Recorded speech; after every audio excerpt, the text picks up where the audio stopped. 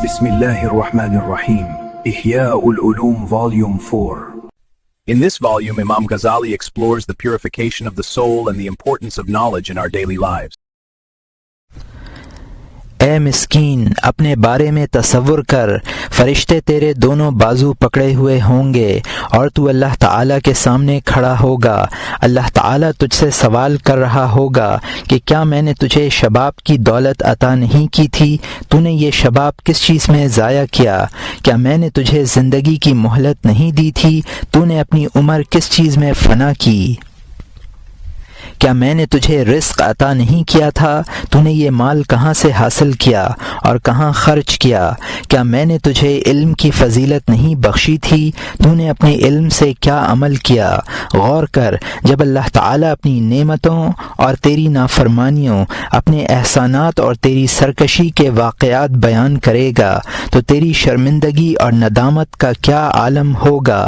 اگر تو نے ان تمام نعمتوں کا انکار کیا اور اپنے معاصی کی نفی کی تو تیرے اعضاء گواہی دیں گے۔ حضرت انس رضی اللہ عنہ روایت کرتے ہیں کہ ہم سرکار دو عالم صلی اللہ علیہ وسلم کے ہمراہ تھے۔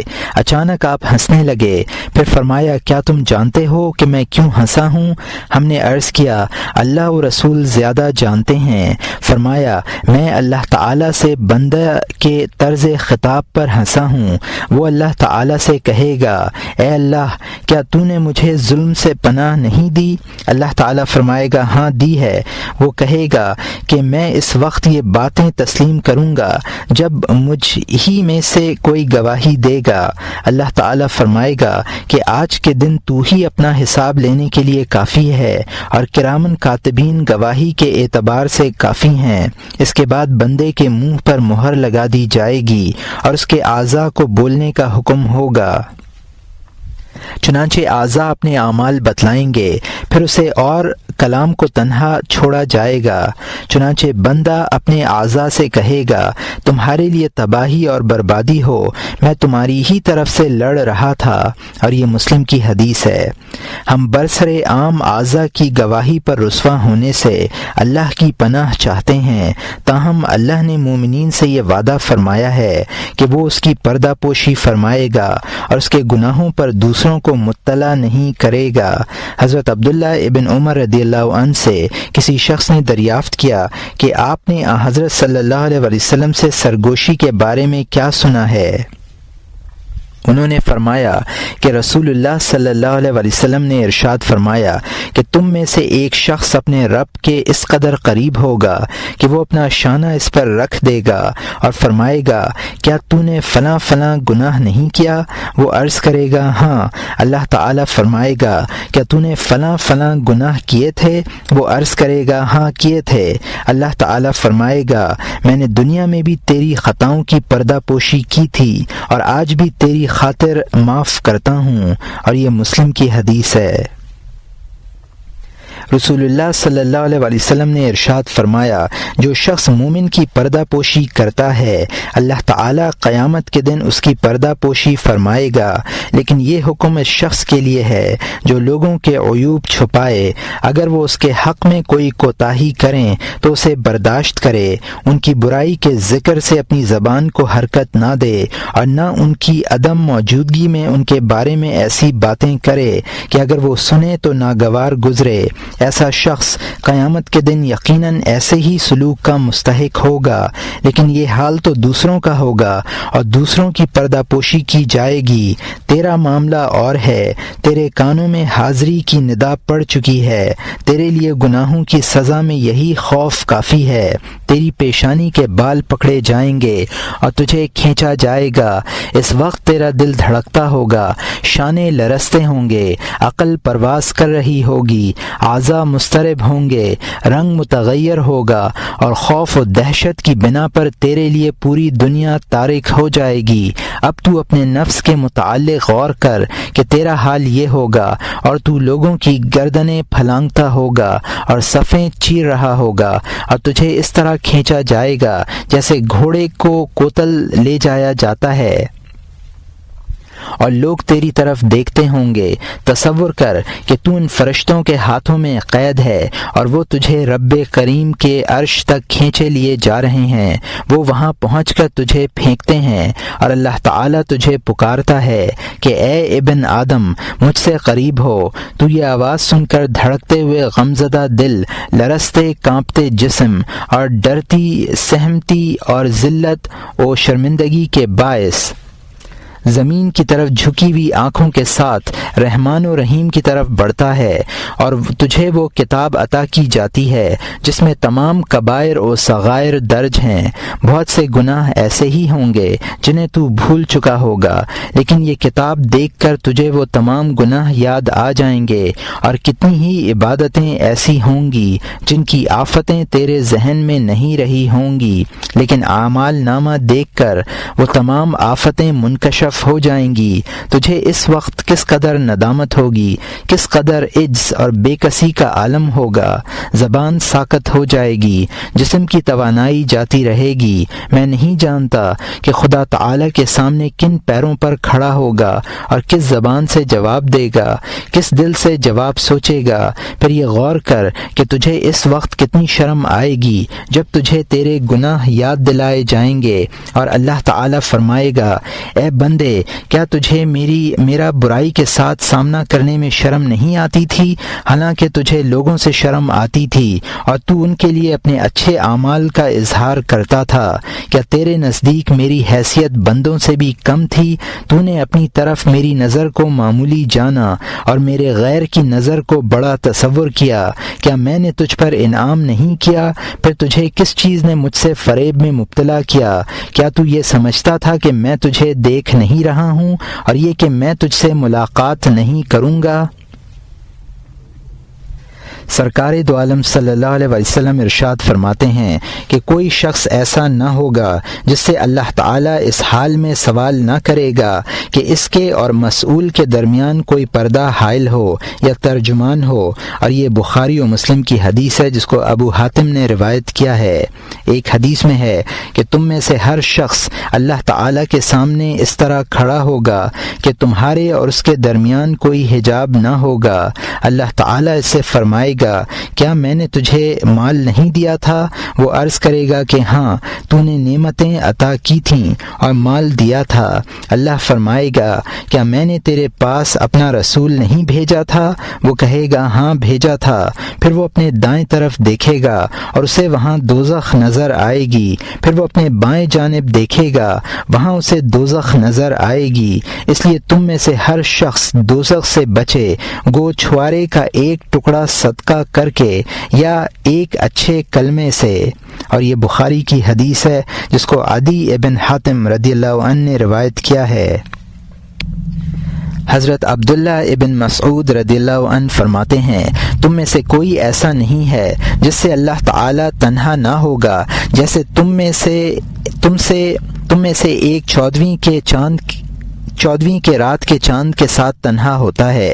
پھر اللہ تعالیٰ فرمائے گا کہ اے ابن آدم مجھ پر تجھے کس چیز نے فریب دیا ہے؟ اے ابن آدم تو نے اپنے علم کے مطابق عمل نہیں کیا۔ اے ابن آدم تو نے پیغمبروں کے جواب میں کیا کہا؟ اے ابن آدم کیا میں تیری آنکھوں کا نگراں نہیں تھا اور تو ان آنکھوں سے وہ چیزیں دیکھ رہا تھا جن کا دیکھنا تیرے لیے جائز نہیں تھا؟ کیا میں تیرے کانوں کو نہیں دیکھتا تھا اور تو ان سے وہ باتیں سنتا تھا جن کا سننا تیرے لیے جائز نہیں تھا؟ اس طرح اللہ تعالی تمام اعضاء کو شمار کرائے گا۔ مجاہد فرماتے ہیں کہ قیامت کے دن بندہ اس وقت تک اللہ تعالی کے سامنے کھڑا رہے گا جب تک اس سے اس کی 4 خصلتوں کے بارے میں نہ پوچھا جائے گا۔ ایک عمر کے بارے میں کہ کہاں ضائع کی، دوسرے اس کے علم کے متعلق کہ کیا عمل کیا، تیسرے جسم کے متعلق کہ کس چیز میں بوڑھا کیا، چوتھے مال کے متعلق کہاں سے کمایا اور کہاں خرچ کیا۔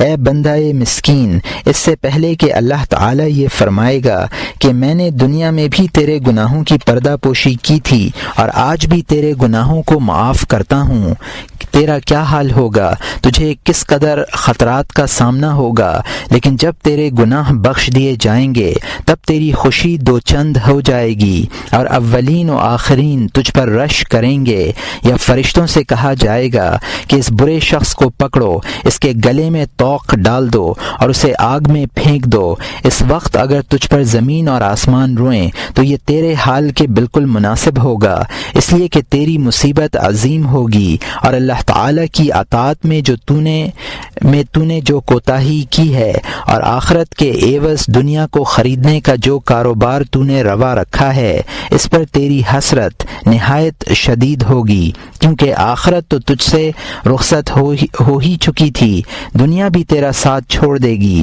اور تو اپنے مصائب کے ساتھ تنہا رہ جائے گا۔ میزان کا بیان۔ پھر میزان کے باب میں فکر کر اور اعمال ناموں کا دائیں بائیں اڑنے کا تصور کر۔ سوال کے مرحلے سے فارغ ہونے کے بعد لوگوں کے 3 فرقے ہو جائیں گے۔ ان میں ایک فرقہ ان لوگوں کا ہوگا جن کا دامن ہر طرح کی نیکی سے خالی ہوگا۔ ایسے لوگوں کے لیے دوزخ سے ایک سیاہ گردن باہر نکلے گی اور انہیں اس طرح اچک کر لے جائے گی جیسے پرندے دانے چگ کر اڑ جاتے ہیں۔ انہیں دوزخ میں ڈال دے گی اور دوزخ انہیں نگل لے گی، اور ان کے لیے ایسی شقاوت کا اعلان کیا جائے گا جس کے بعد کسی سعادت کی امید نہیں ہوگی۔ دوسرا گروہ ان لوگوں کا ہوگا جن کا دامن کسی گناہ سے آلودہ نہ ہوگا۔ ایسے لوگوں کے متعلق یہ اعلان کیا جائے گا کہ ہر حال میں اللہ تعالیٰ کی حمد کرنے والے کھڑے ہو جائیں، نیک لوگ کھڑے ہو جائیں گے اور جنت کی طرف چلیں گے۔ پھر یہ اعلان تہجد گزاروں کے لیے کیا جائے گا۔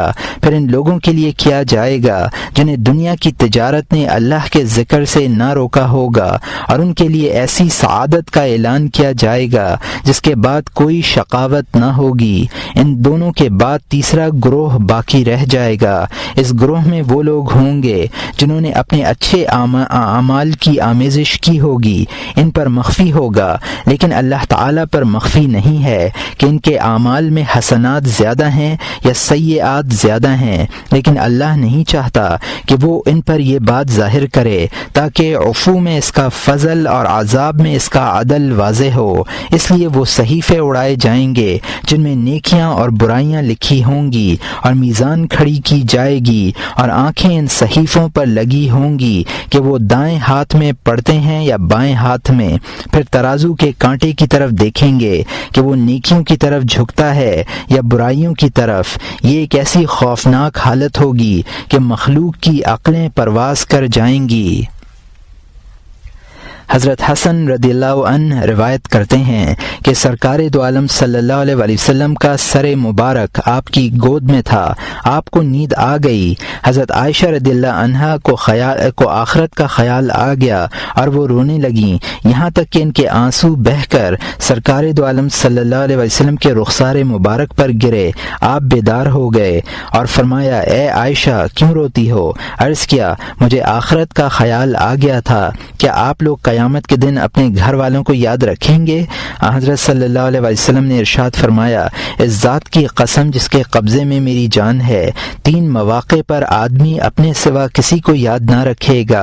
ایک اس وقت جب ترازویں کھڑی کی جائیں گی اور اعمال کا وزن کیا جائے گا، اس وقت ابن آدم یہ دیکھے گا کہ اس کی ترازو کا پلڑا بھاری ہے یا ہلکا۔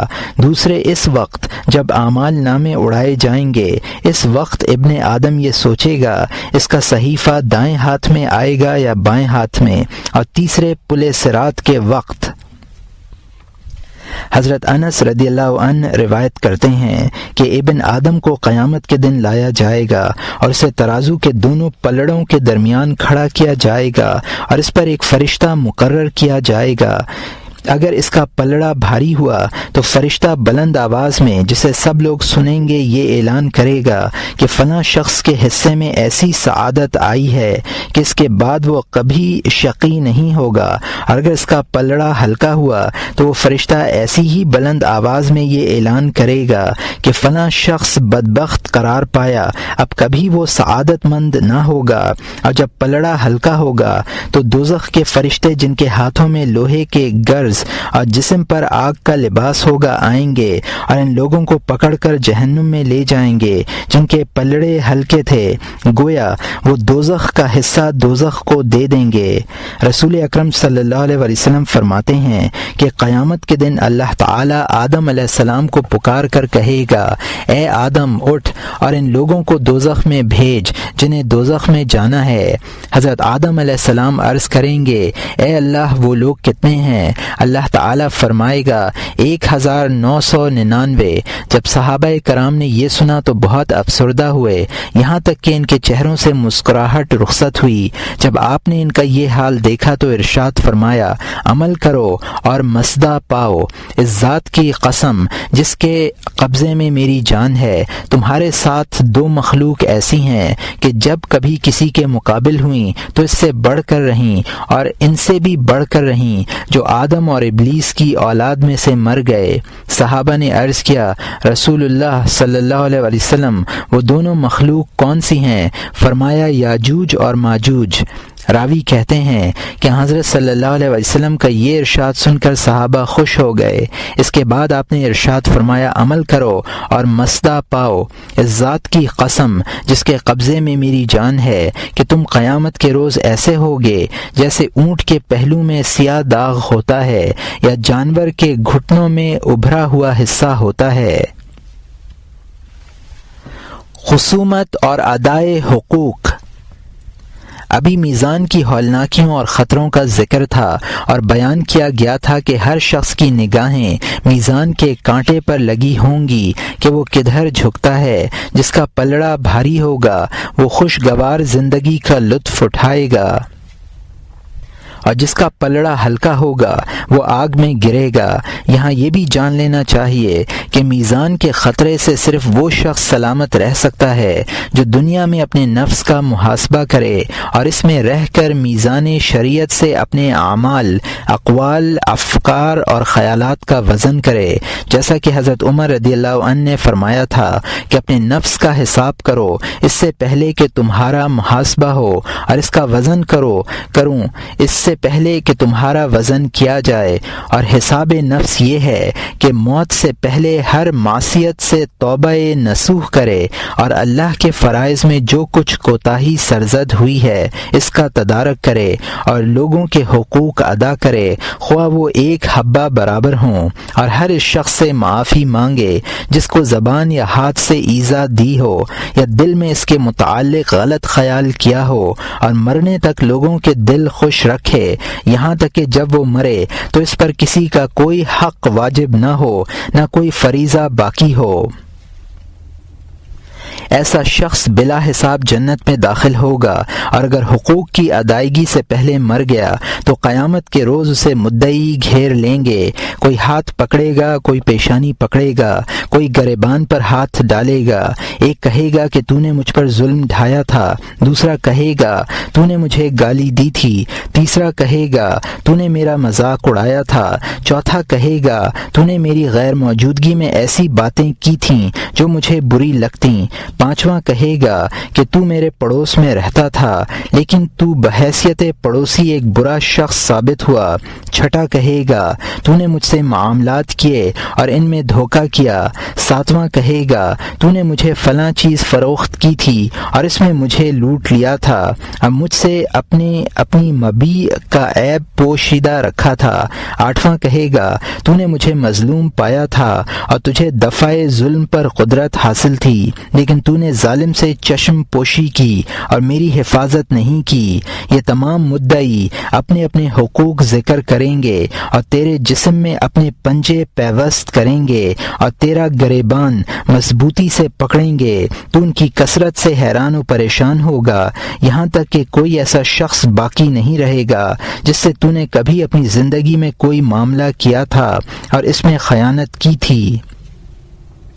یا کسی مجلس میں بیٹھ کر اس کی غیبت کی تھی یا اسے حقارت کی نظر سے دیکھا تھا، یہ سب لوگ تیرے چاروں طرف پھیل جائیں گے، تجھ پر دست درازی کریں گے اور تو ان کے مقابلے سے خود کو عاجز پائے گا، اور اسی عاجزی اور بے کسی کے عالم میں تیری نگاہیں اپنے اپنے مالک و مولا کی طرف دیکھتی ہوں گی کہ وہی تجھے اس مصیبت سے نجات دلا دے، لیکن تیری مدد نہیں کی جائے گی، بلکہ تیرے کان یہ اعلان سنیں گے، الیوم تجزا کل نفس بما کسبت لا ظلم اليوم۔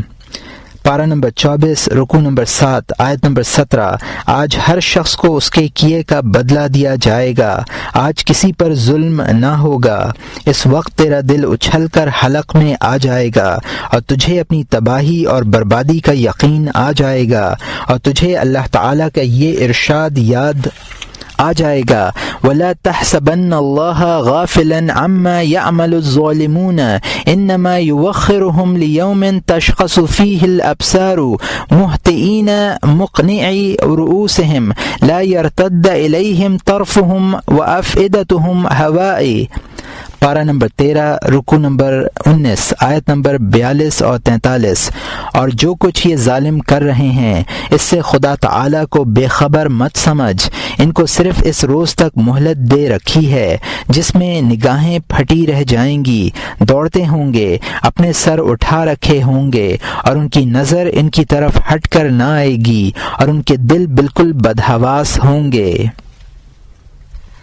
آج تیری اس خوشی کا کیا ٹھکانہ جو تجھے لوگوں کا مال چھیننے اور ان کی آبرو پر ہاتھ ڈالنے میں ملتی ہے، اس دن تیری حسرت کا کیا عالم ہوگا جب تجھے بساط عدل پر کھڑا کیا جائے گا اور تجھ سے سوالات کیے جائیں گے۔ اس وقت تو نہایت مفلس، تنگ دست، عاجز اور ذلیل ہوگا، نہ تو کسی کا حق ادا کر سکے گا اور نہ کوئی عذر کر سکے گا۔ تب حق والوں کا حق ادا کرنے کے لیے تیری نیکیاں لے لی جائیں گی جن میں تو نے اپنی زندگی صرف کی تھی، اور وہ نیکیاں تیرے حقداروں کو ان کے حقوق کے عوض دے دی جائیں گی۔ حضرت ابو ہریرہ رضی اللہ عنہ روایت کرتے ہیں کہ سرکار دو عالم صلی اللہ علیہ وسلم نے ارشاد فرمایا کہ تم جانتے ہو مفلس کون ہے؟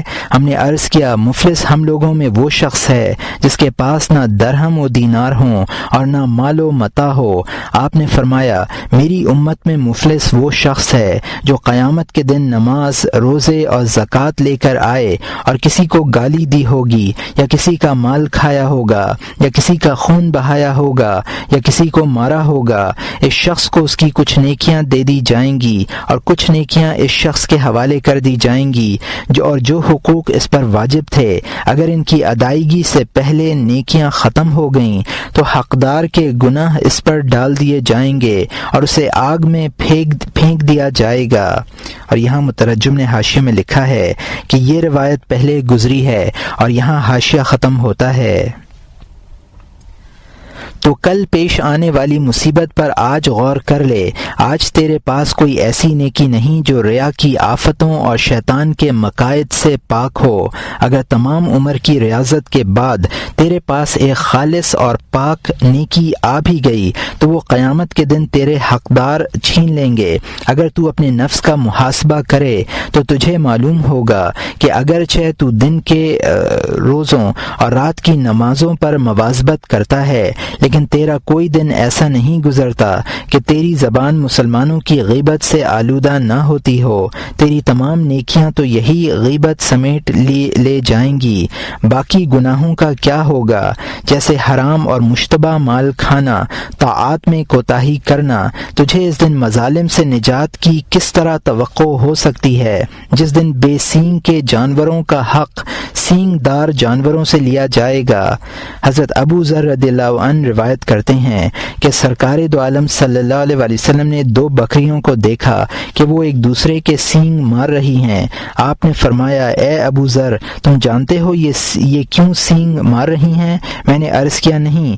فرمایا، لیکن اللہ تعالیٰ جانتا ہے، اور وہ قیامت کے روز ان دونوں بکریوں کے درمیان فیصلہ فرمائے گا۔ اور یہ احمد کی حدیث ہے۔ قرآن کریم میں اللہ تعالیٰ ارشاد فرماتا ہے، وَمَا مِن دَابَّةٍ فِي الْأَرْضِ وَلَا طائر یطیر بجناحیہ الا امم امثالکم، پارہ نمبر 7 رکوع نمبر 10 آیت نمبر 38۔ اور جتنے قسم کے جاندار زمین پر چلنے والے ہیں اور جتنے قسم کے پرندے ہیں کہ اپنے بازوؤں سے اڑتے ہیں، ان میں کوئی قسم ایسی نہیں جو کہ تمہاری ہی طرح کے گروہ نہ ہوں۔ حضرت ابو ہریرہ رضی اللہ عنہ اس آیت کی تفسیر میں فرماتے ہیں کہ قیامت کے دن تمام مخلوق اٹھا لی جائے گی، بہائم، درندے، پرندے وغیرہ، اور اللہ تعالیٰ کے عدل اس درجے پر پہنچے گا، بے سینگ کے جانور کو سینگدار جانور سے حق دلایا جائے گا، پھر اس سے کہا جائے گا کہ مٹی ہو جا۔ اس وقت کافر بھی کہے گا کہ کاش میں مٹی ہوتا۔ اے مسکین، اس روز تیرا کیا عالم ہوگا جب تیرا صحیفہ ان حسنات سے خالی ہوگا جن کے لیے تو نے اپنی تمام توانائی خرچ کر دی تھی۔ تو کہے گا میری نیکیاں کہاں چلی گئیں؟ کہا جائے گا تیرے حقداروں کے صحیفوں میں منتقل ہو گئیں۔ تجھے اپنا صحیفہ ان سیئات سے لبریز نظر آئے گا جن سے صبر کرنے میں تو نے بہت سی تکلیفیں برداشت کی تھیں۔ تو عرض کرے گا کہ یہ ان لوگوں کے گناہ ہیں جن کی تو نے غیبت کی تھی، جنہیں تو نے گالی دی تھی، جنہیں ایذا پہنچائی تھی، خرید و فروخت، مجاورت، خطاب، بات چیت اور بحث و مباحثے میں ان پر ظلم کیا تھا۔ حضرت عبداللہ ابن مسعود رضی اللہ عنہ فرماتے ہیں کہ سرکار دو عالم صلی اللہ علیہ وسلم نے ارشاد فرمایا کہ شیطان سرزمین عرب پر بتوں کی پرستش سے مایوس ہو چکا ہے، لیکن وہ ان امور سے مایوس نہیں ہوا جو بت پرستی کے مقابلے میں معمولی ہیں، اگرچہ یہ امور بھی مہلک ہیں۔ اس لیے تم ممکنہ حد تک ظلم سے اجتناب کرو، اس لیے کہ بندہ قیامت کے دن پہاڑوں کے برابر نیکیاں لے کر آئے گا اور یہ سمجھے گا کہ یہ نیکیاں اسے ضرور نجات دلائیں گی، لیکن بندگان خدا آتے ہیں اور یہ کہتے ہیں کہ پروردگار فلاں شخص نے مجھ پر ظلم کیا ہے۔ اللہ تعالیٰ فرمائے گا اس کی نیکیاں کم کر دو۔ لوگوں کی آمد کا سلسلہ جاری رہتا ہے یہاں تک کہ اس کی نیکیوں سے کچھ باقی نہیں رہتا۔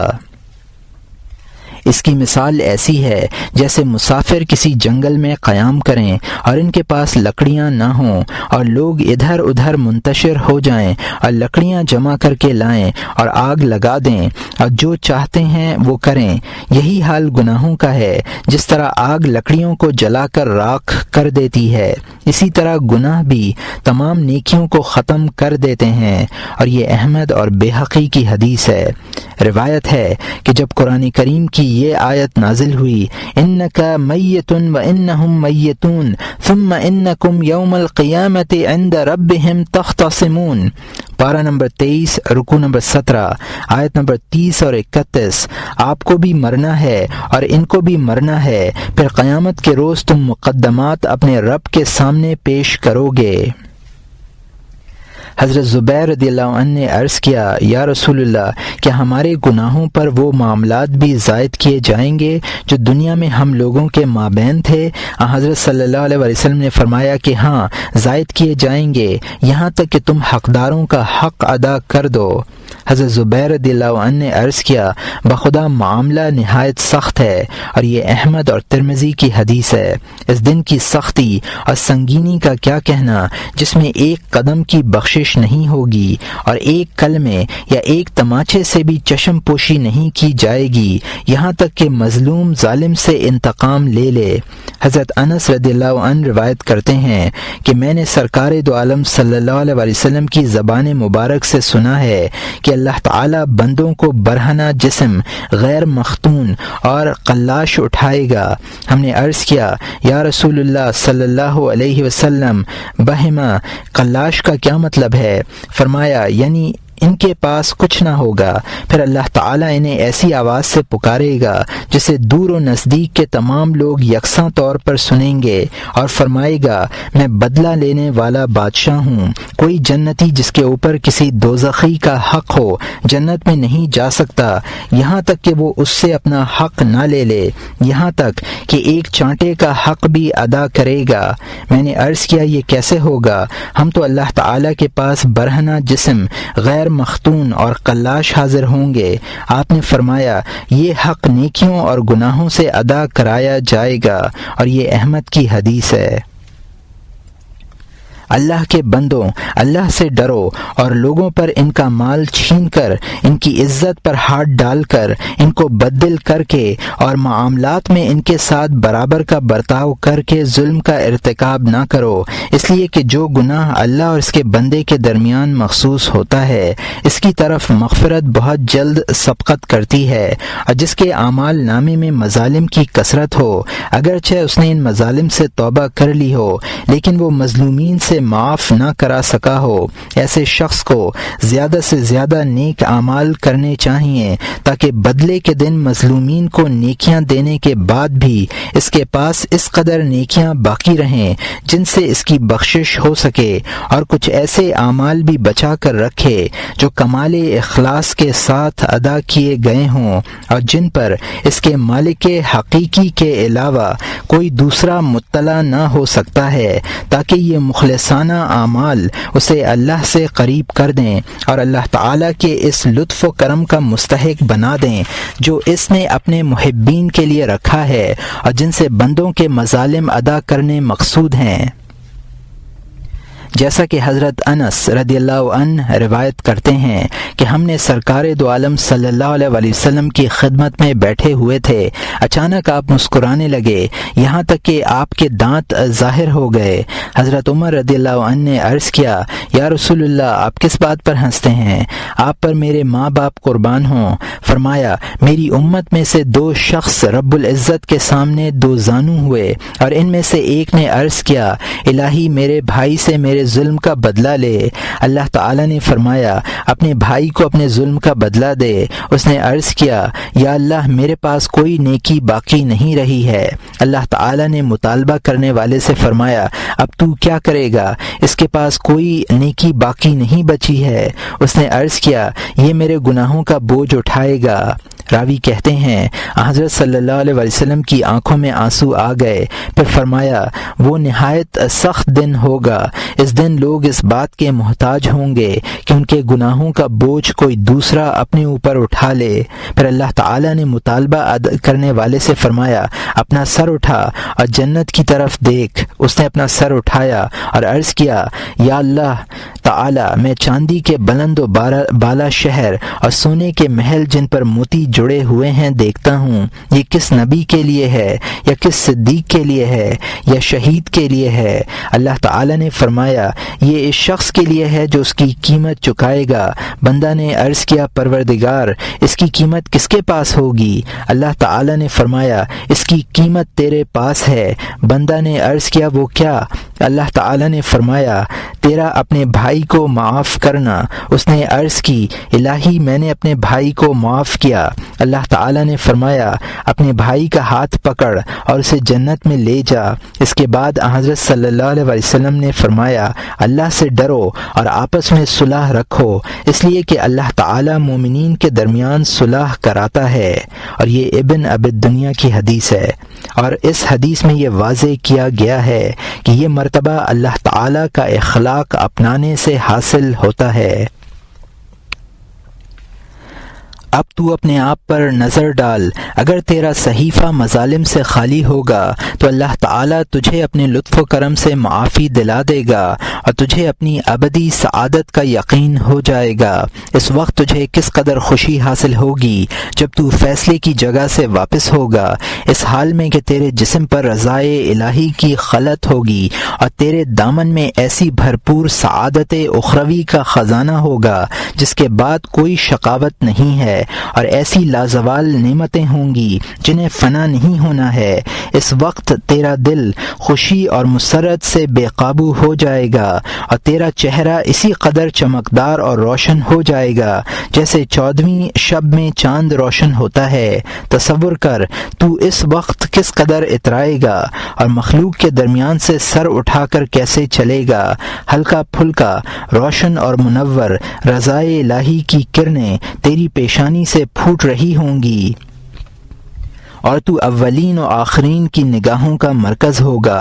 وہ تجھے دیکھ رہے ہوں گے، تیرے حسن اور جمال پر رش کر رہے ہوں گے، اور ملائکہ تیرے آگے پیچھے چل رہے ہوں گے اور یہ اعلان کر رہے ہوں گے کہ یہ فلاں ابن فلاں ہے، اللہ تعالیٰ اس سے راضی ہوا اور اس کو راضی کر دیا، اور اس نے ایک ایسی سعادت حاصل کر لی ہے جس کے بعد شقاوت نہیں ہے۔ کیا تیرے خیال میں یہ منصب اس مرتبے سے افضل و اعلیٰ ہے جو تو دنیا میں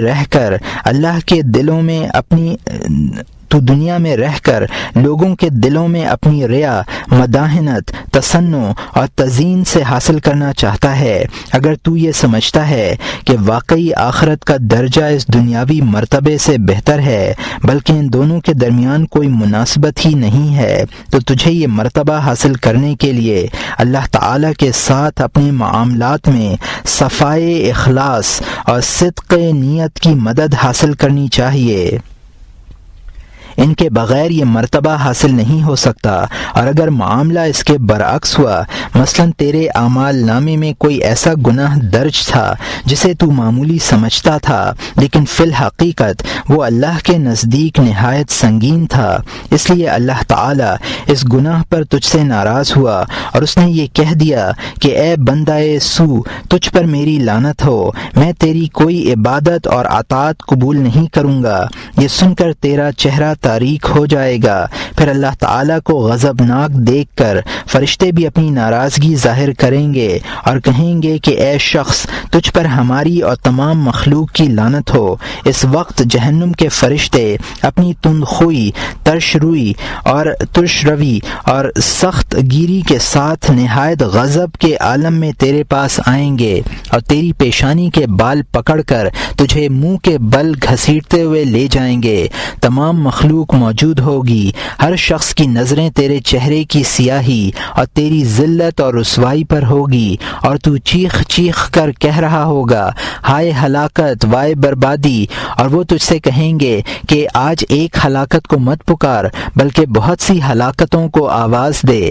فرشتے یہ اعلان کرتے ہوں گے یہ شخص فلاں ابن فلاں ہے، اللہ تعالیٰ نے آج اسے ذلیل و رسوا کر دیا ہے اور اسے اس کے بدترین گناہوں کے باعث ملعون قرار دے دیا ہے، اور اس کی قسمت میں ایسی ابدی شقاوت لکھ دی ہے جس کے بعد سعادت نہیں ہے۔ یہ صورتحال کسی ایسے گناہ کی بدولت بھی پیش آ سکتی ہے جو تو نے بندوں کے خوف سے یا ان کے دل میں اپنی جگہ بنانے کے لیے یا ان کے سامنے رسوائی سے بچنے کے لیے کیا ہے۔ تو کتنا بڑا جاہل ہے کہ بندگان خدا کے ایک مختصر گروہ کے سامنے رسوائی سے خوفزدہ ہے، اور وہ بھی ایسی دنیا میں جو بہت جلد ختم ہونے والی ہے، اور اس عظیم رسوائی سے نہیں جو ایک عظیم اجتماع میں ہوگی، اور اس رسوائی کے ساتھ اللہ تعالیٰ کا غضب شدید اور اس کا عذاب علیم بھی ہوگا، اور جہنم کے فرشتے بھی جہنم کی طرف کھینچ کر لے جائیں گے۔ پل صراط کا بیان۔ ان خطرات کے بعد اللہ تعالیٰ کے اس ارشاد میں غور کرو، یوم نحشر المتقین الی الرحمن وفدا ونسوق المجرمین الی جہنم وردا۔ پارہ نمبر 16، رکوع نمبر 6، آیت نمبر 85 اور 86۔ جس دن ہم متقیوں کو رحمان کی طرف مہمان بنا کر جمع کریں گے اور مجرموں کو دوزخ کی طرف پیاسا ہانکیں گے۔ فہدوہم الی صراط الجحیم وقفوہم انہم مسئولون۔ پارہ نمبر 23، رکوع نمبر 6، آیت نمبر 24۔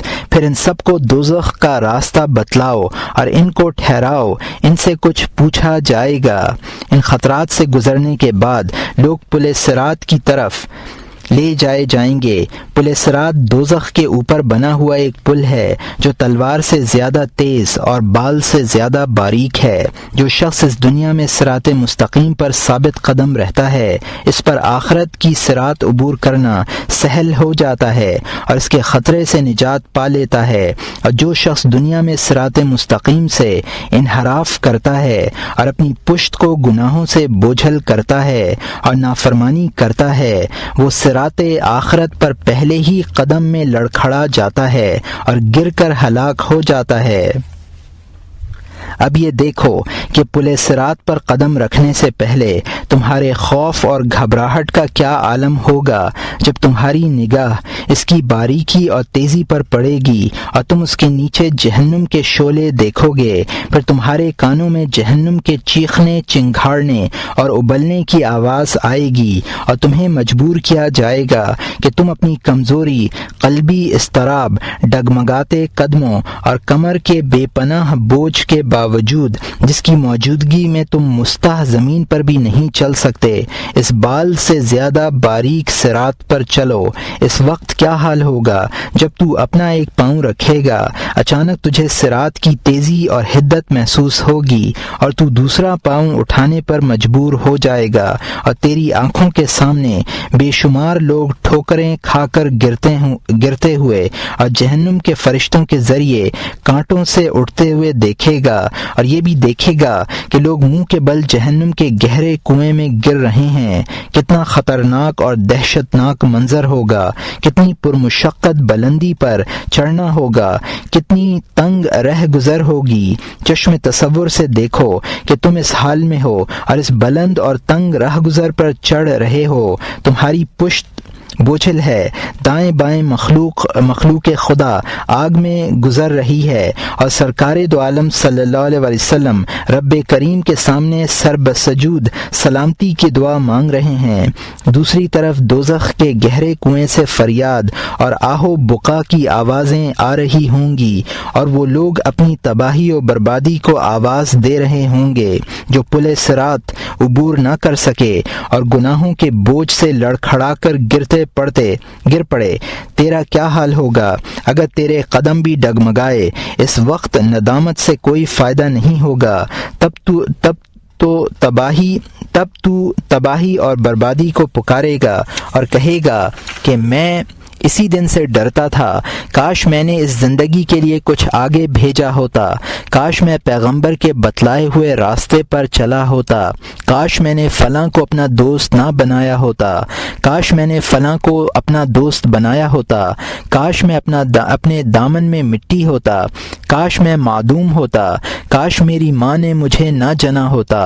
اس وقت تجھے آگ کے شعلے اپنے دامن میں لے لیں گے، اور اعلان کرنے والا یہ اعلان کرے گا، اخسؤوا فیہا ولا تکلمون۔ پارہ نمبر 18، رکوع نمبر 6، آیت نمبر 108۔ تم اسی جہنم میں راندے ہوئے پڑے رہو اور مجھ سے بات مت کرو۔ چیخنے، چلانے، سانس لینے اور مدد کے لیے پکارنے کی کوئی گنجائش نہیں ہوگی۔ اب تو اپنی عقل سے اس کی رائے دریافت کر، یہ تمام خطرات تیرے سامنے ہیں۔ اگر تو ان پر ایمان نہیں رکھتا تو یہ ثابت ہوتا ہے کہ تجھے جہنم کے طبقات میں مشرکین اور کفار کے ساتھ دیر تک رہنا ہے، اور اگر تو ایمان رکھتا ہے لیکن غافل ہے اور اس کے لیے تیاری کرنے کو اہمیت نہیں دیتا تو یہ بڑے خسارے کی بات ہے، یہ بھی سرکشی کی ایک علامت ہے۔ بھلا ایسے ایمان سے کیا فائدہ جو تجھے ترک معصیت اور اطاعت کے ذریعے رضا الہی کے لیے سعی و عمل پر نہیں اکساتا؟ بالفرض پل صراط کے خطرے کے علاوہ قیامت کے دوسرے خطرات نہ ہوں، اور صرف یہی دہشت ہو کہ میں اس تنگ اور خطرناک رہ گزر سے گزر بھی سکتا ہوں یا نہیں، صرف یہی دہشت تیرے لیے ایک زبردست تازیانہ عمل پر ایک طاقتور محرک ہونی چاہیے۔ سرکار دو عالم صلی اللہ علیہ وسلم ارشاد فرماتے ہیں کہ پل صراط جہنم کے اوپر رکھا جائے گا، اور رسولوں میں پہلا شخص میں ہوں گا جو اپنی امت کو لے کر اترے گا، اور اس دن انبیاء کے علاوہ کسی کو اذن کلام نہ ہوگا، اور انبیاء بھی صرف اس قدر کہیں گے، اے اللہ سلامت رکھ، اے اللہ سلامتی عطا کر، اور جہنم میں سعدان کے کانٹوں جیسے کانٹے ہوں گے۔ کیا تم نے سعدان کے کانٹے دیکھے ہیں؟ لوگوں نے عرض کیا، جی ہاں یا رسول اللہ، ہم نے دیکھے ہیں۔ آپ نے فرمایا، دوزخ کے کانٹے سعدان کے کانٹوں جیسے ہوں گے، تاہم ان کا طول و عرض کوئی نہیں جانتا۔ یہ کانٹے انسان کو ان کے اعمال کے مطابق اچکیں گے۔ بعض لوگ اپنے اعمال کی وجہ سے ہلاک ہو جائیں گے اور بعض رائی بن جائیں گے، پھر بچ جائیں گے۔ یہ بخاری و مسلم کی حدیث ہے جس کو ابو ہریرہ رضی اللہ عنہ نے روایت کیا ہے۔ حضرت ابو سعید الخدری رضی اللہ عنہ روایت کرتے ہیں کہ سرکار دو عالم صلی اللہ علیہ وسلم نے ارشاد فرمایا، لوگ پل صراط سے گزریں گے اور اس پر کانٹے اور آنکڑے لگے ہوں گے، اور وہ لوگوں کو دائیں بائیں سے اچکیں گے، اور پل صراط کے دونوں جانب کھڑے ہوئے فرشتے کہیں گے، اے اللہ سلامتی عطا کر، اے اللہ سلامتی عطا کر۔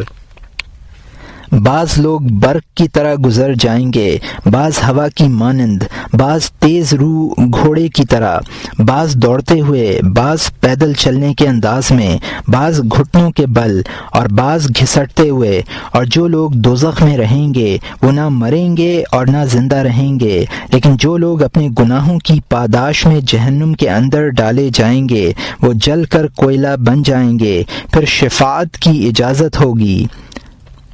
اور یہ بخاری و مسلم کی حدیث ہے۔ حضرت عبداللہ ابن مسعود رضی اللہ عنہ روایت کرتے ہیں کہ سرکار دو عالم صلی اللہ علیہ وسلم نے ارشاد فرمایا کہ اللہ تعالیٰ تمام اولین و آخرین کو قیامت کے دن جمع کرے گا، سب لوگ 40 برس تک آسمان کی طرف ٹکٹکی باندھ کر دیکھتے رہیں گے اور حکم الہی کے منتظر کھڑے رہیں گے۔ اس حدیث میں سجود مومنین تک واقعات کا ذکر ہے، اور یہ واقعات پہلے بھی گزر چکے ہیں۔ پھر اللہ تعالی مومنین سے ارشاد فرمائے گا، اپنے سر اٹھاؤ۔ وہ لوگ اپنے سر اٹھائیں گے اور انہیں ان کے اعمال کے بقدر نور عطا کیا جائے گا۔ بعض لوگوں کو جبل عظیم کے بقدر نور عطا کیا جائے گا جو اس کے سامنے چل رہا ہوگا، اور بعض کو اس سے چھوٹا نور عطا کیا جائے گا، اور بعض کو نخلے کے برابر نور دیا جائے گا، اور بعض کو اس سے بھی کم۔ سب سے آخر میں جس شخص کو نور ملے گا وہ اس کے پیر کے انگوٹھے پر ہوگا، کبھی وہ نور چمکے گا اور وہ مدھم پڑ جائے گا، جب چمکے گا تو وہ قدم اٹھائے گا اور آگے بڑھ جائے گا، اور جب تاریک ہو جائے گا تو کھڑا ہو جائے گا۔ اس کے بعد حدیث شریف میں پل صراط سے لوگوں کے گزرنے کی تفصیل بیان کی گئی ہے کہ سب اپنے اپنے نور کے مطابق گزریں گے۔ بعض لوگ پلک جھپکنے کی مدت میں گزر جائیں گے، بعض لوگ برق کی رفتار سے، اور بعض ستاروں کے گرنے کی طرح، اور بعض گھوڑے کے دوڑنے کی رفتار سے، اور بعض آدمی کے دوڑنے کی رفتار سے گزریں گے، یہاں تک کہ وہ شخص جسے اس کے پاؤں کے انگوٹھے پر نور عطا کیا گیا تھا اپنے چہرے، ہاتھوں اور پیروں پر گھسٹتا ہوا چلے گا، ایک ہاتھ آگے بڑھائے گا اور تو دوسرا معلق ہو جائے گا، ایک پیر بڑھائے گا تو رہ جائے گا، اور اس کے اعضاء تک جہنم کی آگ پہنچ رہی ہے۔ وہ اسی حالت میں گھسیٹتا ہوا پل صراط عبور کرنے کے بعد وہ وہاں کھڑا ہو کر کہے گا، میں اللہ کا شکر ادا کرتا ہوں کہ مجھے ایسی نجات دی جو کسی کو نہیں دی، اور مجھے اس وقت بچایا جب میں اسے دیکھ چکا تھا۔ پھر وہ باب جنت کے پاس ایک تالاب پر جائے گا اور غسل کرے گا، اور یہ ابن عدی اور حاکم کی حدیث ہے۔ حضرت انس ابن مالک رضی اللہ عنہ روایت کرتے ہیں کہ میں نے سنا ہے کہ سرکار دو عالم صلی اللہ علیہ وسلم ارشاد فرماتے ہیں کہ پل صراط تلوار کی تیزی یا دھار کی تیزی کی طرح ہے، اور فرشتے مومن مردوں اور مومن عورتوں کو بچاتے ہوں گے، اور جبرائیل علیہ السلام میری کمر پکڑے ہوئے ہوں گے، اور میں یہ کہہ رہا ہوں گا، رب کریم سلامتی عطا کر، اے اللہ سلامتی عطا کر۔ تاہم اس روز لغزش کرنے والے مرد اور لغزش کرنے والی عورتیں زیادہ ہوں گی، اور یہ بے حقی کی حدیث ہے۔ یہ پل صراط کے احوال اور مصائب ہیں، تمہیں ان میں سے زیادہ فکر کرنا چاہیے، اس لیے کہ قیامت کے دن لوگوں میں زیادہ سلامت وہ شخص رہے گا جو دنیا میں رہ کر ان احوال میں زیادہ فکر کرے گا۔ اللہ تعالیٰ کسی بندے پر دو خوف جمع نہیں کرتا، چنانچہ جو شخص ان احوال و خطرات سے دنیا میں ڈرتا ہے وہ آخرت میں مامون رہتا ہے۔ خوف سے میری مراد عورتوں جیسی رقت نہیں ہے کہ جب ان احوال کا ذکر ہو تو آنکھیں بھر آئیں، یہ دل میں رقت پیدا ہو جائے اور بہت جلد انہیں فراموش بھی کر دو اور اپنے لہو اور لعب میں لگ جاؤ۔ یہ چیز خوف نہیں ہے، بلکہ جو شخص کسی چیز سے ڈرتا ہے وہ اسے بھاگتا ہے، اور جو شخص کسی چیز کی امید رکھتا ہے وہ اسے طلب کرتا ہے۔ تمہارے لیے صرف وہی خوف باعث نجات ہو سکتا ہے جو تمہیں اللہ تعالیٰ کی معاصی سے روکے اور اس کی اطاعت پر آمادہ کرے۔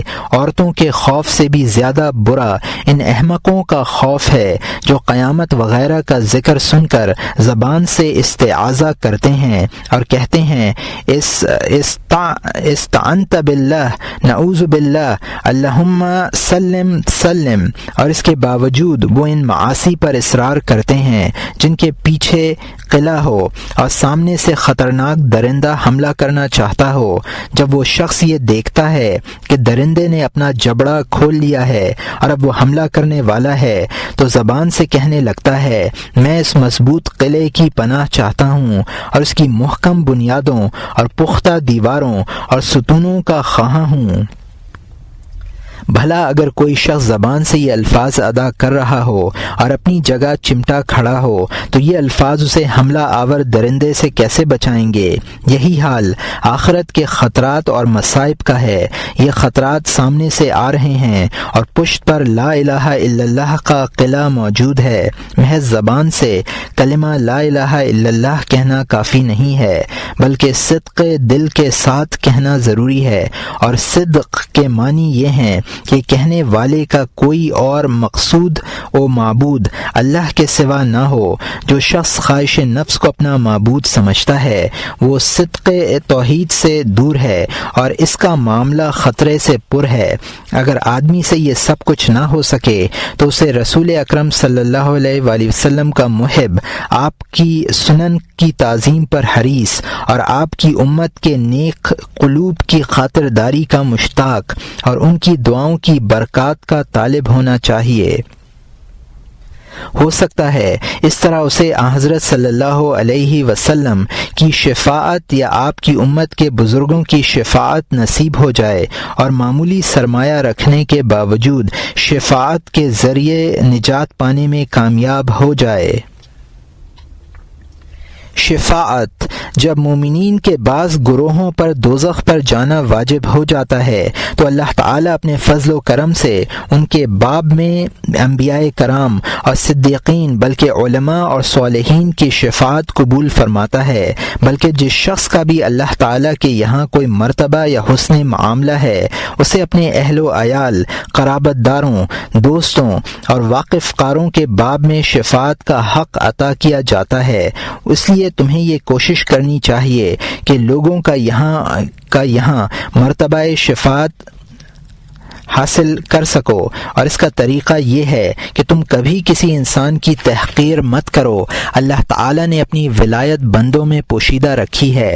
ہو سکتا ہے جس شخص کو تم حقارت کی نظر سے دیکھ رہے ہو وہ اللہ کا ولی ہو، اور نہ کسی معصیت کو معمولی تصور کرو، اس لیے کہ اللہ تعالیٰ نے اپنا غضب معاصی میں مخفی کر دیا ہے۔ ہو سکتا ہے جس گناہ کو تم معمولی سمجھ رہے ہو وہی غضب الہی کا باعث ہو، اور نہ کسی عبادت و اطاعت کو حقیر جانو، اس لیے کہ اللہ تعالیٰ نے اپنی رضا طاعت میں ودیعت فرمائی ہے۔ ہو سکتا ہے جس اطاعت کو تم حقیر سمجھ رہے ہو وہی اللہ تعالیٰ کی خوشنودی کا سبب ہو۔ وہ اطاعت خواہ ایک اچھا کلمہ ہو یا ایک لقمہ ہو یا ایک اچھی نیت ہو یا ان جیسی کوئی اطاعت ہو۔ شفاعت کے دلائل قرآن کریم اور روایات میں بھی بے شمار ہیں۔ اللہ تعالیٰ کا ارشاد ہے وَلَسَوْفَ يُعْطِيكَ رَبُّكَ فَتَرْضَىٰ، پارہ نمبر 30، رکوع نمبر 18، آیت نمبر 5، اور عنقریب اللہ تعالیٰ آپ کو نعمتیں دے گا سو آپ خوش ہو جائیں گے۔ حضرت عمر ابن العاص رضی اللہ عنہ سے مروی ہے کہ سرکار دو عالم صلی اللہ علیہ وسلم نے حضرت ابراہیم علیہ السلام کا یہ قول تلاوت فرمایا ربی انہن ادللن کثیرا من الناس فمن تبعنی فانہ منی ومن عصانی فانک غفور الرحیم، پارہ نمبر 13، رکوع نمبر 18، آیت نمبر 36۔ اے میرے پروردگار، ان بتوں نے بہترے آدمیوں کو گمراہ کر دیا، پھر جو شخص میری راہ پر چلے گا وہ تو میرا ہی ہے، اور جو شخص میرا کہنا نہ مانے گا سو آپ تو کثیر الرحمت ہیں۔ اور حضرت عیسیٰ علیہ السلام کا یہ قول بھی تلاوت فرمایا، ان تعذبہم فانہم عبادک، پارہ نمبر 7 رکوع نمبر 6 آیت نمبر 118، اگر آپ ان کو سزا دیں تو یہ آپ کے بندے ہیں۔ پھر آپ صلی اللہ علیہ وسلم نے اپنے دونوں ہاتھ اٹھائے اور فرمایا، میری امت میری امت۔ اللہ تعالیٰ نے حضرت جبرائیل علیہ السلام سے فرمایا کہ محمد صلی اللہ علیہ وسلم کے پاس جاؤ اور ان سے پوچھو کہ وہ کیوں روتے ہیں۔ جبرائیل علیہ السلام حاضر ہوئے اور رونے کا سبب دریافت کیا۔ آپ صلی اللہ علیہ وسلم نے سبب بتلایا کہ اللہ ہی جانتا ہے وہ سبب کیا تھا۔ اللہ تعالیٰ نے فرمایا کہ اے جبرائیل، محمد صلی اللہ علیہ وسلم کے پاس جاؤ اور ان سے کہو کہ ہم آپ کی امت کے بارے میں آپ کو خوش کر دیں گے، تکلیف نہیں دیں گے۔ اور یہ مسلم کی حدیث ہے جس کو عبداللہ ابن عمر ابن العاص رضی اللہ عنہ نے روایت کیا ہے۔ سرکار دو عالم صلی اللہ علیہ وسلم ارشاد فرماتے ہیں کہ مجھے 5 چیزیں ایسی دی گئی ہیں جو مجھ سے پہلے انبیاء کو عطا نہیں کی گئیں۔ مجھے 1 ماہ کے فاصلے کا روب عطا کیا گیا ہے۔ دوسری یہ ہے کہ میرے لیے غنائم حلال کیے گئے ہیں، مجھ سے پہلے کسی کے لیے حلال نہیں تھے۔ تیسری چیز یہ ہے کہ میرے لیے زمین کو مسجد اور اس کی خاک کو پاک کرنے والا بنایا گیا ہے۔ میری امت کے جس شخص پر نماز کا وقت آ جائے اسے نماز پڑھنی چاہیے۔ اور چوتھی چیز یہ کہ مجھے شفاعت عطا کی گئی ہے۔ اور پانچویں چیز یہ کہ ہر نبی اپنی قوم کی طرف منسوب ہوا ہے اور میں تمام انسانوں کی طرف مبعوث ہوا ہوں۔ اور یہ بخاری و مسلم کی حدیث ہے جس کو جابر رضی اللہ عنہ نے روایت کیا ہے۔ سرکار دو عالم صلی اللہ علیہ وسلم فرماتے ہیں کہ جب قیامت کا دن ہوگا تو میں انبیاء کا امام و خطیب اور ان کی شفاعت کرنے والا ہوں گا، اور اس میں کوئی فخر کی بات نہیں ہے۔ یہ ترمذی اور ابن ماجہ کی حدیث ہے جس کو ابی ابن کعب رضی اللہ عنہ نے روایت کیا ہے۔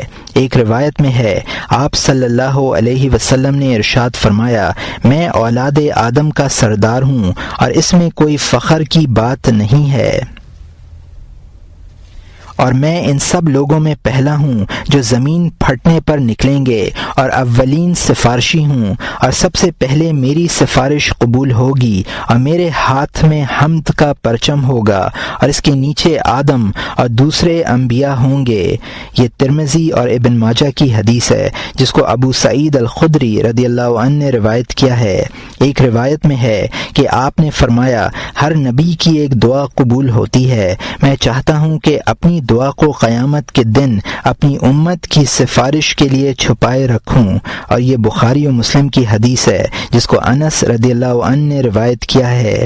حضرت عبداللہ ابن عباس رضی اللہ عنہ روایت کرتے ہیں کہ سرکار دو عالم صلی اللہ علیہ وسلم نے ارشاد فرمایا، انبیاء کے لیے سونے کے ممبر کھڑے کیے جائیں گے اور وہ ان پر بیٹھ جائیں گے، مگر میرا ممبر خالی رہے گا، میں اس پر نہیں بیٹھوں گا، اور اپنے رب کے سامنے اس خوف سے کھڑا رہوں گا کہ کہیں میں جنت میں نہ بھیج دیا جاؤں اور میری امت میرے بعد باقی رہ جائے۔ میں عرض کروں گا، الہی میری امت۔ اللہ تعالیٰ فرمائے گا، اے محمد، آپ اپنی امت کے ساتھ کیا سلوک کرانا چاہتے ہیں؟ میں عرض کروں گا، یا اللہ، ان کا حساب جلد لیجئے۔ میں شفاعت کرتا رہوں گا یہاں تک کہ مجھے ان لوگوں کی برات کا پروانہ مل جائے گا جنہیں دوزخ میں بھیج دیا گیا ہے، اور داروغۂ جہنم مالک مجھ سے کہے گا، اے محمد، آپ نے اپنی امت میں سے دوزخ میں اپنے رب کے غضب کے لیے کچھ نہ چھوڑا۔ اور یہ طبرانی کی حدیث ہے۔ ایک حدیث میں ہے کہ آپ صلی اللہ علیہ وسلم نے ارشاد فرمایا کہ میں قیامت کے دن زمین کے پتھروں اور ڈھیلوں کی تعداد سے زیادہ انسانوں کے لیے شفاعت کروں گا۔ اور یہ طبرانی کی حدیث ہے جس کو بریدہ رضی اللہ عنہ نے روایت کیا ہے۔ حضرت ابو ہریرہ رضی اللہ عنہ کی روایت ہے کہ سرکار دو عالم صلی اللہ علیہ وسلم کی خدمت میں گوشت لایا گیا اور آپ کو بازو پیش کیا گیا۔ گوشت کا یہ حصہ آپ کو مرغوب تھا، آپ نے اس میں سے دانتوں سے کاٹا، پھر فرمایا میں قیامت کے دن انبیاء کا سردار ہوں گا۔ کیا تم جانتے ہو کہ کس وجہ سے اللہ تعالی تمام اولین و آخرین کو ایک میدان میں جمع فرمائے گا اور پکارنے والے کی آواز انہیں سنائے گا اور انہیں نظر کے سامنے رکھے گا اور آفتاب قریب ہوگا اور لوگوں پر ناقابل برداشت غم اور تکلیف ہوگی، اور بعض لوگ بعض سے کہیں گے کیا اپنی تکلیف کا احساس نہیں کیا؟ کیا تم کسی ایسے شخص کو تلاش نہیں کرو گے جو تمہارے لیے تمہارے رب سے سفارش کر سکے؟ بعض سے کہیں گے کہ تمہیں حضرت آدم علیہ السلام کے پاس چلنا چاہیے۔ لوگ حضرت آدم علیہ السلام کی خدمت میں حاضر ہوں گے اور عرض کریں گے کہ آپ ابو البشر ہیں، آپ کو اللہ تعالی نے اپنے ہاتھ سے پیدا فرمایا ہے اور آپ میں اپنی روح پھونکی ہے، اور ملائکہ کو حکم دیا جائے گا کہ وہ آپ کو سجدہ کریں اور انہوں نے آپ کو سجدہ کیا ہے۔ آپ اپنے رب سے ہمارے لیے سفارش فرمائیے۔ کیا آپ نہیں دیکھتے کہ ہم کس مصیبت میں گرفتار ہیں اور کس تکلیف میں مبتلا ہیں؟ حضرت آدم علیہ السلام ان سے فرمائیں گے میرا رب آج اس قدر غضبناک ہے کہ اس سے پہلے کبھی نہیں ہوا اور نہ اس کے بعد کبھی ہوگا، اور اللہ تعالی نے مجھے درخت سے منع فرمایا تھا مگر میں نے نافرمانی کی تھی۔ میں خود اپنی پریشانی میں کھڑا ہوں، کسی اور کے پاس جاؤ۔ نوح علیہ السلام کے پاس جاؤ۔ لوگ حضرت نوح علیہ السلام کی خدمت میں حاضر ہوں گے اور عرض کریں گے کہ آپ اہل زمین کی طرف سب سے پہلے رسول بنا کر بھیجے گئے تھے اور اللہ تعالی نے آپ کو عبد شکور کے خطاب سے نوازا ہے۔ ہمارے لیے اپنے رب سے شفاعت فرمائیں، آپ ہماری پریشانی دیکھ ہی رہے ہیں۔ حضرت نوح علیہ السلام فرمائیں گے کہ میرا رب آج اس قدر غصے میں ہے کہ اس سے پہلے کبھی نہیں ہوا اور نہ آج کے بعد کبھی ہوگا۔ میں نے اپنی قوم کے خلاف بد دعا کی تھی، میں اپنی مصیبت میں گرفتار ہوں، کسی دوسرے کو پکڑو۔ ابراہیم خلیل اللہ کے پاس جاؤ۔ وہ لوگ حضرت ابراہیم خلیل اللہ کے پاس جائیں گے اور عرض کریں گے کہ آپ دنیا والوں میں اللہ کے نبی اور دوست ہیں، کیا آپ ہماری تکلیف نہیں دیکھ رہے ہیں؟ ہمارے لیے شفاعت کیجیے۔ حضرت ابراہیم علیہ السلام فرمائیں گے کہ میرا رب آج اس قدر غضبناک ہے کہ اس سے پہلے کبھی نہیں ہوا اور نہ اس کے بعد کبھی ہوگا، اور میں نے 3 مرتبہ جھوٹ بولا تھا، اللہ انہیں یاد دلائے گا۔ مجھے آج خود اپنی پڑی ہے، دوسروں کے پاس جاؤ۔ حضرت موسیٰ علیہ السلام کے پاس جاؤ۔ لوگ حضرت موسیٰ علیہ السلام کی خدمت میں حاضر ہوں گے اور عرض کریں گے کہ اے موسیٰ، آپ اللہ کے رسول ہیں، اللہ نے آپ کو اپنے کلام اور پیغمبری سے لوگوں پر فضیلت بخشی، آپ ہماری حالت پر نظر فرماتے ہوئے اپنے رب سے ہماری سفارش کر دیجئے۔ حضرت موسیٰ علیہ السلام فرمائیں گے کہ میرا رب آج اس قدر ناراض ہے کہ نہ اس سے پہلے کبھی ہوا اور نہ آئندہ کبھی ہوگا۔ میں نے ایک ایسے آدمی کو قتل کر دیا تھا جس کے قتل کا مجھے حکم نہیں دیا گیا تھا، میں خود مصیبت میں پڑا ہوں، کسی اور کو پکڑو۔ حضرت عیسیٰ علیہ السلام کے پاس جاؤ۔ لوگ حضرت عیسیٰ علیہ السلام کے پاس پہنچیں گے اور عرض کریں گے کہ آپ اللہ کے رسول اور اس کے کلمے ہیں جسے اس نے مریم کی طرف ڈالا تھا اور اللہ کی روح ہیں۔ آپ نے لوگوں سے اس وقت کلام کیا جب آپ گود میں تھے، آپ اپنے رب سے ہماری سفارش فرمائیں، ہم نہایت پریشان ہیں۔ حضرت عیسیٰ علیہ السلام فرمائیں گے کہ میرا رب آج اس قدر غیظ میں ہے کہ نہ اس سے پہلے کبھی ہوا تھا اور نہ آئندہ کبھی ہوگا۔ آپ نے اپنی کوئی خطا بیان نہیں فرمائی، میں خود اپنی پریشانی میں ہوں، تم کسی اور کے پاس جاؤ۔ لوگ میرے پاس آئیں گے اور کہیں گے کہ اے محمد، آپ اللہ کے رسول ہیں، خاتم النبیین ہیں، اللہ نے آپ کے اگلے پچھلے گناہ معاف فرمائے ہیں، آپ اپنے رب سے ہماری سفارش فرما دیں۔ آپ دیکھ ہی رہے ہیں ہم کس مصیبت میں ہیں۔ چنانچہ میں چلوں گا اور عرش کے نیچے آؤں گا اور اپنے رب کے سامنے سر بسجود ہو جاؤں گا، پھر اللہ تعالیٰ اپنے محامد اور حسن ثنا سے میرے اوپر وہ چیز کھول دے گا جو مجھ سے پہلے کسی پر نہیں کھولی گئی تھی۔ پھر کہا جائے گا اپنا سر اٹھاؤ، جو مانگو گے دیا جائے گا اور جو سفارش کرو گے وہ قبول کی جائے گی۔ میں کہوں گا الہی میری امت۔ پھر کہا جائے گا اے محمد اپنی امت کے ان لوگوں کو جن پر حساب نہیں ہے جنت کے دائیں دروازے پر پہنچا دو، اور دوسرے دروازوں میں تمہاری امت کے لوگ دوسروں کے ساتھ شریک ہیں۔ اس کے بعد آپ نے فرمایا اس ذات کی قسم جس کے قبضے میں میری جان ہے، جنت کے دو کواڑوں کے درمیان فاصلہ اس قدر ہے جس قدر مکہ اور حمیر کے درمیان یا مکہ اور بصرے کے درمیان ہے، اور یہ بخاری و مسلم کی حدیث ہے۔ ایک حدیث میں یہ تمام مضمون وارد ہوا ہے اور اس میں حضرت ابراہیم علیہ السلام کی خطائیں بھی بیان فرمائی گئی ہیں کہ آپ نے کوکب کے متعلق فرمایا تھا ھذا ربی، یہ میرا رب ہے، یا مشرکین کے معبودوں کے متعلق فرمایا تھا بل فعلہ کبیرہم، بلکہ یہ کام ان بتوں کے بڑے نے کیا ہے، یا ایک مرتبہ فرمایا تھا انی سقیم، میں بیمار ہوں، اور یہ مسلم کی حدیث ہے۔ یہ حضرت صلی اللہ علیہ وآلہ وسلم کی شفاعت کا حال ہے جو مذکور ہوا۔ امت کے دوسرے لوگوں جیسے علماء اور صلحاء وغیرہ انہیں بھی شفاعت کا حق حاصل ہوگا، چنانچہ سرکار دو عالم صلی اللہ علیہ وسلم ارشاد فرماتے ہیں کہ میری امت کے ایک فرد کی شفاعت سے قبیلہ ربیع و مضر کی تعداد سے زیادہ آدمی جنت میں جائیں گے۔ یہ جز ابی عمر ابن سماک کی حدیث ہے جس کو ابو امامہ رضی اللہ عنہ نے روایت کیا ہے۔ ایک حدیث میں ہے حضرت صلی اللہ علیہ وسلم نے ارشاد فرمایا کہ ایک شخص سے کہا جائے گا اٹھ کھڑا ہو اور شفاعت کر، وہ کھڑا ہوگا اور قبیلے کے لیے، گھر والوں کے لیے، ایک آدمی کے لیے یا دو آدمیوں کے لیے اپنے عمل کے بقدر شفاعت کرے گا، اور یہ ترمذی کی حدیث ہے جس کو ابو سعید رضی اللہ عنہ نے، اور بازار کی حدیث ہے جس کو انس رضی اللہ عنہ نے روایت کیا ہے۔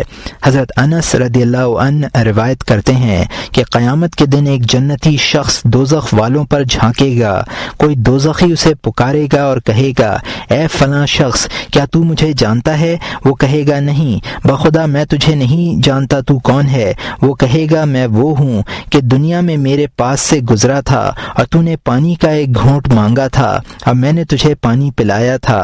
جنتی کہے گا میں نے تجھے پہچان لیا۔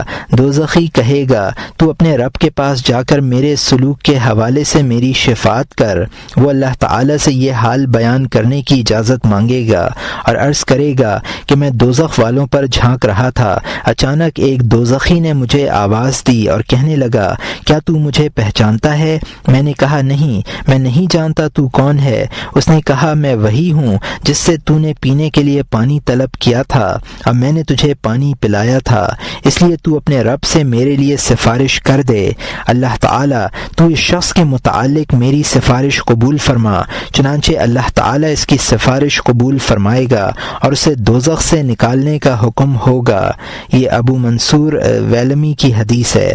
حضرت انس رضی اللہ عنہ کی ایک روایت میں ہے کہ سرکار دو عالم صلی اللہ علیہ وسلم نے ارشاد فرمایا جب لوگ قبروں سے اٹھیں گے تو میں ان میں سب سے پہلے اٹھوں گا، اور جب وہ میرے پاس آئیں گے تو میں اللہ تعالیٰ کی بارگاہ میں ان کی طرف سے بولنے والا ہوں گا، اور جب وہ مایوس ہو جائیں گے تو میں ان کو بشارت دینے والا ہوں گا۔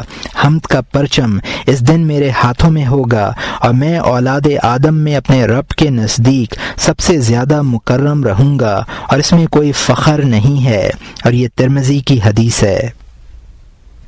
ایک موقع پر سرکار دو عالم صلی اللہ علیہ وسلم نے ارشاد فرمایا کہ میں اپنے رب کریم کے سامنے کھڑا ہوں گا اور میرے بدن پر جنت کے لباسوں میں سے ایک لباس ہوگا، پھر میں عرش کے دائیں جانب ایسی جگہ کھڑا ہوں گا جہاں مخلوق میں سے کوئی میرے سوا کھڑا نہیں ہوگا، اور یہ ترمذی کی حدیث ہے جس کو ابو ہریرہ رضی اللہ عنہ نے روایت کیا ہے۔